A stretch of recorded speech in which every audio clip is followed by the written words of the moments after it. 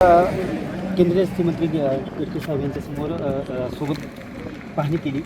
काय नक्की त्रुटी होत्या, काय सूचना देण्यात आल्या, काय सांगणार? गडकरी साहेबांनी इंदापूरपासून आज इथंपर्यंत बारामतीपर्यंत सगळ्या रस्त्यावरून स्वतः गाडीने ते इथं आले. त्यांनी सगळ्या जिथं जिथं अडचणी त्या पाहिल्या आणि त्या बाबतीमध्ये त्यांनी अधिकाऱ्याला सूचना दिल्या की जिथं आपल्याला काय त्यात थोडं बदल करता येईल की जेणेकरून तिथल्या असणाऱ्या शेजारी असणाऱ्या ह्यांची जिथं जिथं अडचण आहे त्यांची अडचण होणार नाही.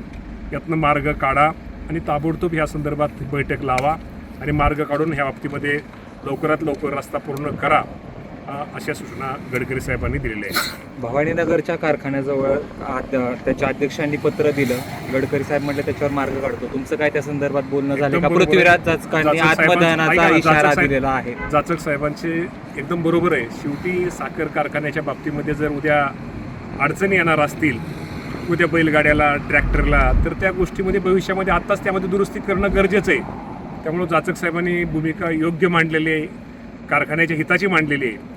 पण निश्चित प्रकारे या बाबतीमध्ये गडकरी साहेबांनी एक टेक्निकल पुण्यातली जी वेगळी टीम आहे यातनं काय करता येईल, मार्ग कसा काढता येईल, यासाठी एक टेक्निकल टीम, इथले जे कदममन अधिकारी होते त्यांना सांगितलं की एक टेक्निकल टीम आणि आपली सगळ्यांची एकत्र, कारखान्याचे चेअरमन जाचक बापूंना पण एकत्र घ्या आणि त्या टेक्निकल टीम जेवढं त्यांच्या मनासारखं तेवढं काय करता येईल जास्तीत जास्त त्या बाबतीमध्ये त्या टेक्निकल टीमचा अभिप्राय घेऊन त्यातनं मार्ग काढा, अशा गडकरी साहेबांनी सूचना दिली. गडकरी साहेबांनी सांगितलं की 75% काम झाल्यानंतर तिथं टोल नाका बसतो. मात्र बावड्या येथे जे टोल नाका बसला आहे तसं पाहता 75% कामच झाले नाही. इंदापूर बारामतीपासून इंदापूरपर्यंत, अकलूजपर्यंत. ह्या गोष्टी आम्ही गडकरी साहेबांना सांगितल्या. त्या बाबतीमध्ये आता ते घेतील, निर्णय घेतील आणि आपण पण मांडली गोष्ट, मग अशी मांडली, मी आम्ही पाहत होतो या बाबतीत. आम्ही पण त्यांना अडचण अजून कसं कामच पूर्ण नाही तर खरं टोल नाका नसावं असतं. त्या बाबतीत गडकरी साहेबांना आम्ही ती वस्तू मांडलेली आहे, त्या बाबतीमध्ये ते निर्णय घेतील. 2 दिवसापूर्वी सुनील तटकरेंनी शरद पवारांची भेट घेतली आणि पुन्हा एकदा विलिनीकरणाच्या चर्चा चालू झाल्या. काय सांगा? या बाबतीमध्ये तुम्हा सर्वांना माहिती आहे की आमच्या नेत्या सुनेत्रा वहिनी पवार आहेत, त्या राज्याचे उपमुख्यमंत्री आहेत. सुनील तटकरे साहेब आमचे अध्यक्ष आहेत. हे फक्त खरं तुम्ही मीडियावालेच यामध्ये कुठंतरी गैरसमज होतो. आणि पवारसाहेब हे देशाचे नेते आहेत. पवारसाहेबांची उद्या भेट घेऊ शकतो, कधीही भेट. मी काय कुठलाही राष्ट्रवादी काँग्रेस पक्षाचा कुठलाही कार्यकर्ता, कुठलाही मंत्री पवारसाहेबांची भेट घेऊ शकतो, कारण का पवारसाहेबांच्याच सर्वजण आपले जोरखाली तयार झालेली कार्यकर्ते आहेत. त्यामुळे गडकरी साहेबांनी पवारसाहेबांच्या तब्येतीची विचारपूस, आपल्या सगळ्यांना माहिती आहे की पवारसाहेब आजारी होते आणि त्यामुळे तटकरे साहेब स्वतः पवारसाहेब आजारी असताना तटकरे साहेबांना वेळ घेऊन साहेबांना भेटायला गेले आणि तटकरे साहेबांनी साहेबांच्या ह्याची आजारपणाची चौकशी केली. ह्यात काय चुकीचं नाही. सुनील तटकरे राष्ट्रवादी पक्षामध्ये त्यांनी काल शरद पवारांनी पटेल आणि तटकरेंचं कौतुक केलं. नाही, साहजिक आहे ना. शेवटी तटकरे साहेबांचा, पटेल यांचा पक्षामध्ये त्यांनी साहेबांनी, आता साहेब जुने आहेत किंवा साहेबांना आमच्यापेक्षा अनुभव ज्यादा आहे, त्यामुळे जे काम चांगलं करतो त्याला काम चांगलं करणं बनणारच साहेब. खरं वाटतं का विलिनीकरण हवं असं वाटतं का तुम्हाला? आता या बाबतीमध्ये मी तुम्हाला प्रामाणिकपणे सांगतो की या बाबतीमध्ये माझ्यासारख्या छोट्या कार्यकर्त्यांनी एखादं तुमच्यापाशी स्टेटमेंट करण्यापेक्षा आमच्या राज्याच्या, आता आमच्या नेते आहेत, आमच्या ज्या प्रमुख आहे सुनेत्रा वहिनी पवार ह्या जो काही निर्णय घेतील त्या निर्णयाची आम्ही सहमत आहोत. सुप्रिया शरद पवार, रोहित पवार सातत्यानं सांगतायत की दादांची इच्छा होती विलिनीकरण. तुमचं आणि दादांचं खूप जवळचं नातं होतं, त्या संदर्भात काय बोलणं चालतं का तुमचं? नाही, म्हणून मी तुम्हाला मागे सांगितलं की या बाबतीमध्ये सुनेत्रा वहिनी पवार आमच्या नेते आहेत. सुनेत्रा वहिनी पवार निश्चित प्रकारे योग्य तो निर्णय घेतील. मामा, रोहित दादा म्हटले की 22 आमदार आहेत ते बीजेपीच्या तिकीट ह्याच्यावरती निवडणूक आणि एकंदरीत तुमचं जर पाहता बघितलं ह्या 2-3 महिन्यात फडणवीस साहेबांचं तुमचं जवळीकता वाढली आहे. मग भविष्यात तुम्ही भाजपच्या तिकिटावर निवडणूक लढवणार का? मी राज्याचा मंत्री आहे, महायुतीचा मंत्री आहे. अजितदादा पवार साहेबांचा मी कार्यकर्ता आहे आणि मुख्यमंत्री देवेंद्र फडणवीस साहेब हे आमचे मंत्रिमंडळातले आमचे मुख्यमंत्री आहेत, ते बॉस आहेत.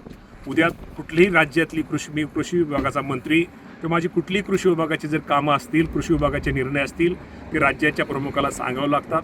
माझे संबंध देवेंद्र फडणवीस साहेबांशी पण चांगले आहेत, एकनाथ शिंदे साहेबांशी पण चांगले आहेत, सगळ्याच मंत्र्यांशी संबंध चांगले आहेत. शेवटी देवेंद्र फडणवीस साहेब हे आमचे मंत्रिमंडळातले सगळ्यांचे प्रमुख आहेत.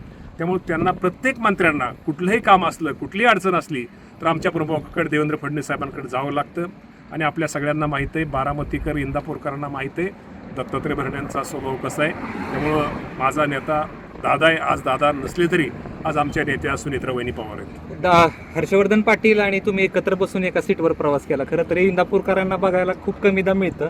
गेल्या काही दिवसापासून जवळीक वाढली असं वाटतंय का? जवळीक आमच्यात भांडण कधी होतं? भांडण कार्यकर्त्यांचं भांडण होतं ना? निवडणुकीपुरतं भांडण होतं. आम्ही दोघं एक आहेत. आमचे विचार आता आम्ही एकमेकाला पटायला लागलेत. ठीक आहे, आमच्यात कुठं समज गैरसमज काही लोक करत होती, पण दोघांनी आता ठरवलंय समज गैरसमज करायचं नाही. दोघांनी आता इथून पुढे एकत्र पुढं जायचं. त्यामुळं निवडणूक हा विषय सोडून द्या, बाकीच्या गोष्टी सुद्धा त्यांचा चिरंजीव असेल, आमची अंकिताताई असेल, माझा श्रीराज असेल, आता हे कुठवर हे करायचं? आता कुठंतरी थांबलं पाहिजे आणि तालुक्याच्या भल्यासाठी विकासासाठी हे कुठंतरी सगळं थांबून सगळ्यांनी एकत्र राहिलं तरच शेवटी तालुक्याचा विकास, आपल्या भागाचा विकास आणि एकमेकाला मदत सहकार्य होईल. आणि किती दिवस भांडायचं? ते साठीच्या पुढं गेलेत. मला 3-4 वर्षांनी माझी साठी होईल. त्यामुळे आता भांडण तंटा, एक समज गैरसमज, कुणी किती कानाला लागलं तर आम्ही दोघांनी ठरवलंय कानाला लागलं तरी आता किती लोकांचं ऐकायचं आणि किती ते ऐकून किती सोडून द्यायचं आता आमच्या दोघांच्या लक्षात आलेलं आहे. तेव्हा आता आम्ही दोघे मामा, एक आहोत. तुम्ही कानाला म्हणता की लागणारी लोकं बाजूला दोघं गेलेत. एकत्र काम करणार तुम्ही म्हणताय, परंतु महाविकास आघाडी आणि महायुती कसं? त्यात दोघे एकत्र काम करा. आता इंदापूरमध्ये आम्ही काम केलंच की दोघांनी एकत्र. तुम्ही बघितलं राज्यात काय झालं आम्हाला माहित नाही, पण आता आम्ही दोघं तर एकत्र आहोत. भविष्यात आणि आम्हा दोघाला अजितदादांनी एकत्र बसवलेले. दोन्ही पक्ष एकत्रित येतील या निमित्तानं भविष्यात. अजितदादांनी आम्हा दोघाला एकत्र. या बाबतीमध्ये मी तुम्हाला परत सांगतो की या बाबतीमध्ये सुनेत्रा वहिनी निर्णय घेतील.